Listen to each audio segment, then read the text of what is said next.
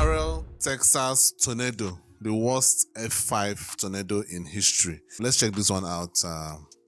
These tornadoes are really scary. Some part of me feels like earthquakes are worse. I think earthquakes are worse. I don't know. None of them are good, obviously, but every time I look at all these natural disasters, and we don't have any of that in my country. Thank God for that. But I just feel like if I were to make a difficult choice, I'm more scared of earthquakes, to be honest with you. None of them are good, obviously. Anyway, let's get right into it. May 27th, 1997. A tornado was photographed in the high plains of Jarrell, Texas. 23 seconds later, another photo. And a couple minutes later, another. What the photographer didn't know was in just 8 minutes, 27 lives would disappear. Literally.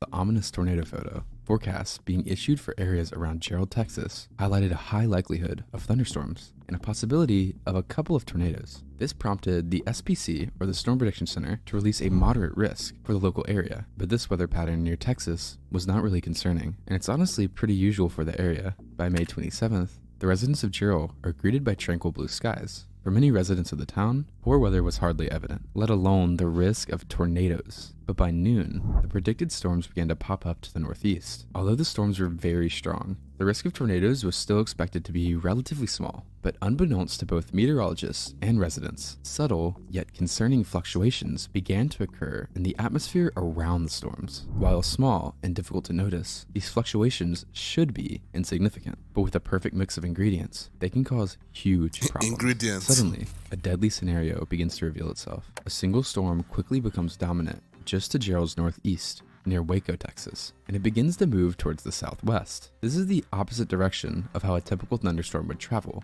which placed the otherwise unthreatened residents of Jarrell and surrounding areas in the firing line of a rapidly intensifying storm. At 1 p.m. CDT, a funnel cloud appears from the sky, and soon enough, a full tornado dropped down near Moody, Texas. The tornado meandered around a mobile home before destroying it and then immediately dissipating. This odd tornadic behavior would certainly not be a first on this day. Another tornado drops down from the supercell, and then another, and another, and another. All beautiful and all incredibly weak. By 3 o'clock p.m., the storm is only 5 miles northeast of Jarrell and is drawing closer. It is now when the odd weather conditions start to display. As in an instant, a needle-like tornado reaches down from the storm clouds. Although rather small, its size is deceitful. Within the narrow funnel, winds are already very intense. Any hay bales or trees unfortunate enough to be struck are shredded instantly. This shredding of anything it could touch shrouded the base of the funnel in dust. As it passes less than 1,000 yards near the small community of Prairiedale, a farmstead is struck. The tornado is now even more dangerous, as it's shrouded in sharp metal and splintered wood, but just as it seemed the tornado was intensifying, it suddenly weakened. The residents of Jarrell took a sigh of relief, believing they had just narrowly avoided disaster. But little do they know, Mother Nature is playing a cruel trick. In less than a minute, a stronger dust cloud swirls up from the ground. A large, cone-shaped funnel begins to descend from the sky. Within the swirling chaos, a strange phenomenon is spotted. Several different funnels begin to appear, forming the distinct look of a multi-vortex tornado, a unique and intense type of tornado. Scott Beckwith is working at Jarrell Farm Supply when over the business's weather radio, he hears word of a tornado in Jarrell. Stepping outside, he rounds the building to the east end, where he quickly spots the massive snake slithering in the sky. In a rush, he runs back in and grabs his camera, taking pictures of what he's seeing. The first image looks straight out of a movie, and the ones following show a gorgeous twister dancing around in the sky. A brief gap occurs in the images until the next one is taken, but this one showed something much more sinister. What was initially a small rope tornado has now formed into a messy and large vortex with copious amounts of dust spraying outwards. In the next image, the tornado appears to grow even larger, and as the tornado progresses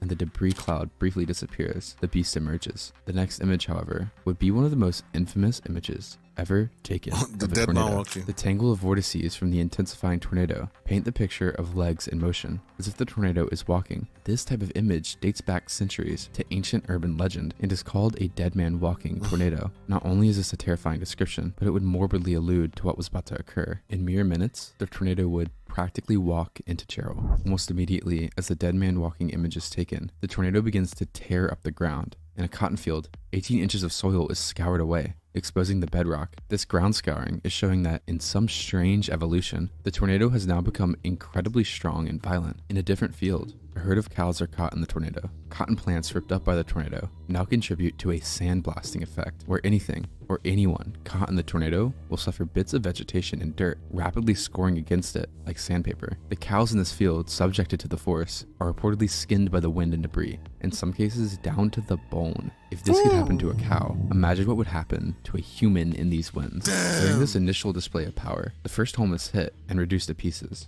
Here, the storm shelter of the property has its 5-inch thick concrete roof torn off, and it's never found again. Fortunately, no one was home at the time. The tornado then moves onward towards a farmstead on County Road 308, obliterating all structures located there, including a barn, multiple grain silos, and a home. Luckily, no fatalities or injuries were reported here, suggesting no one was home at this property either. With all the thick soil being gouged out of the ground, everybody. the tornado quickly gains an ominous Everyone was black lucky color. that day. The funnel grows steadily, swallowing up an increasing vast area of land. It isn't long until the tornado is approaching 3/4 of a mile in width and is now crossing into a subdivision named Double Creek Estates. Sirens have been blaring for over 10 minutes, allowing the residents to find appropriate shelter. 5 members of the Igo family arrive home to take shelter, as the tornado is only minutes away. At this point, the tornado appears less like a conventional funnel and more like a monstrous fist dragging itself across the ground, directly towards the subdivision. Their last view before they slam their door is the rolling cloud of debris beginning to consume the nearby recycling plant.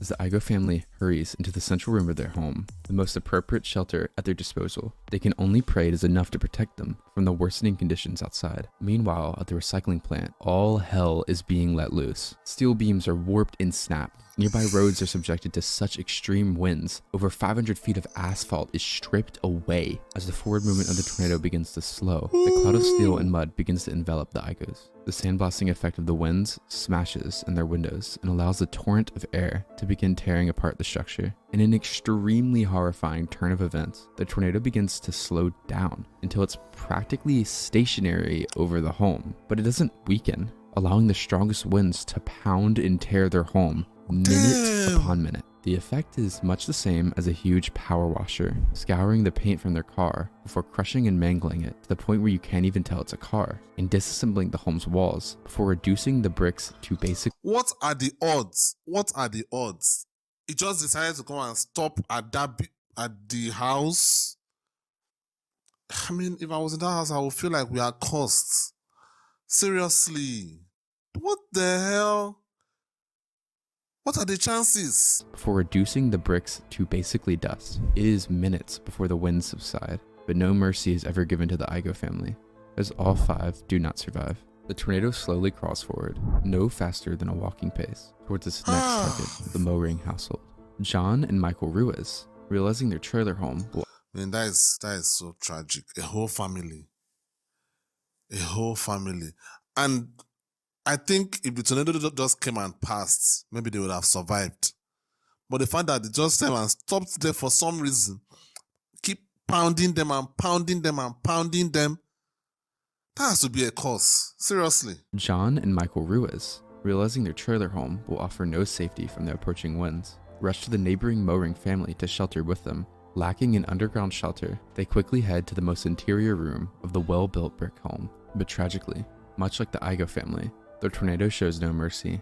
Within seconds, the walls cave in upon the 6 victims, pinning them as pieces of rebar, grass, and wood rain down on them. Before long, the debris itself is bombarded with such ferocity that no large objects even remain. Within the chaos, all 6 individuals are killed and left buried in a pile of basically brick and wood powder to the north and south of the same road. The tragedy continued. To the south, Cindy Smith and her 2 daughters perish as the home they are sheltering in is lifted into the air by the tornado. The home was obliterated so significantly, no discernible debris remains in the area. Simultaneously to the north, the LaFrance family is sheltering in their bathroom as their roof is ejected into the sky. The father, Billy, feels the winds beginning to tug on him, causing him to grasp to the sides of the bathtub in an attempt to continue shielding his daughter and his wife Debbie. The last thing Debbie sees before the house crumbles onto her is her husband slipping away into the darkness. As the bathtub becomes mobile, she embraces her daughter in an attempt to save her, but quickly loses consciousness.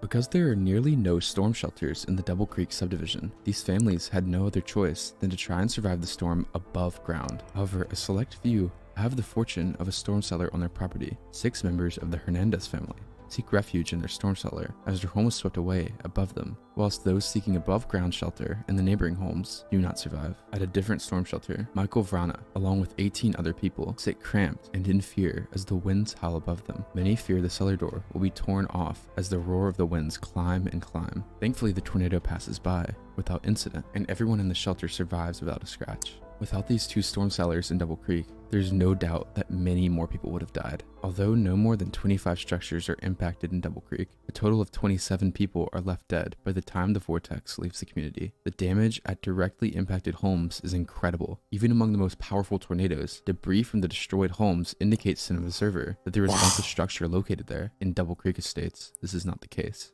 To someone viewing the aftermath, most would assume the area was never developed in the first place. Where homes once stood, only bare foundation slabs remain. Not even the plumbing is spared, as in many cases, it has been ripped up from deep within the concrete and shredded. Although the destruction is clearly attributed to the insane winds, there's no doubt that the slow movement of the tornado was a major factor that allowed the tornado to pulverize the community beyond anything in recorded history. While this could undoubtedly be referred to as the worst tornado damage to have ever been inflicted, it arguably isn't even the strongest tornado. But after the tornado finishes its rampage through Double Creek, the time it has before it dies is limited. It meanders to the west towards an unpopulated forest before slowly shriveling up and dissipating. But even before the tornado is gone, first responders and EMT crews are rushing to the hellish scene to help survivors. When they enter Double Creek, they discover that there's little hope that anyone in the path is alive. In the core of the damaged path, it is found that the survival rate above ground was 0%. First responders are joined by civilian volunteers and what is now victim recovery. At first, the search didn't find anyone. It isn't until closer inspection Scary. the remains of the victims are identified. We're now The on that identities of the ground. deceased can only be found through use of dental records. As a seemingly futile search for survivors continues, the unbelievable occurs. By a peach tree just north of the core of the damage, Debbie LaFrance is found badly injured but still alive. To this day, she maintains that if this tree, located in her backyard, wasn't there, she surely would have died. But the miracle continues, as just down the road, her daughter is also found injured but alive, sitting on the ground hundreds of feet from where her home once stood. Unfortunately, Billy, who protected Debbie and his daughter in their bathtub, did not survive. In the years following the tornado, Double Creek Estates would rebuild, but a large void had been left in the tornado's wake. 3 entire families had been killed, as well as 13 children. In memory of the victims of May 27, 1997, the Jarrell Memorial Park was established and funded by relatives of the Igo family. The park itself resides on the former site of the Igo family home. 27 trees that line the entrance represent the 27 victims that died that day. Wow, that is tragic. That was really heavy. That is a very, very scary situation where a whole family is gone. Like, it's something that I don't ever want to imagine in my life. Because I sometimes, let's say we are going for some kind of an occasion or something, and our whole family is in, that is me, extended family, everybody, we are all in one vehicle. Some part of me would be like, God forbid, obviously. But imagine if a serious accident happens and all of you go. It's really scary. I know it's not good to think about things like this, but going together with your whole family to a particular, like being together with your whole family all the time is really scary. But I know it's not good to think about. It's good to just go ahead with life and hope for the best. I know that. But man, a family being together all the time, there's just a risk of maybe so many examples. An insane person coming in, killing everyone, being a serious accident, everyone dies. Things like that. And obviously, I'm not trying to blame these families for being together. Obviously not. But man, like, it's just something that has always crossed my mind. It's really scary. It's really, really scary. I do hope everybody that is living in all these areas, because from what he said there, the place was rebuilt. Like, really, I can't live in a place like that anymore. That's just me. I know housing in that area could be cheap. Maybe that's the reason why someone could live there. But man, I can't. I just can't. Even if I were to emigrate to the United States, I would investigate all the areas that has earthquakes, tornadoes, whatever, hurricane, and I won't live at any of those places. Seriously, I won't. Let me only deal with human disasters instead of natural disasters. You know, when I say human disasters, I mean like criminals and all that kind of a thing. It's really sad. So it's a really sad video. It really, really touched me for some reason. Actually, it's not for some reason. Whole family is gone is a really, really tragic thing that anyone should feel some kind of way about. Anyway, guys, let me know what you think down in the comments. Thank you guys for watching. See you on the next one. Peace.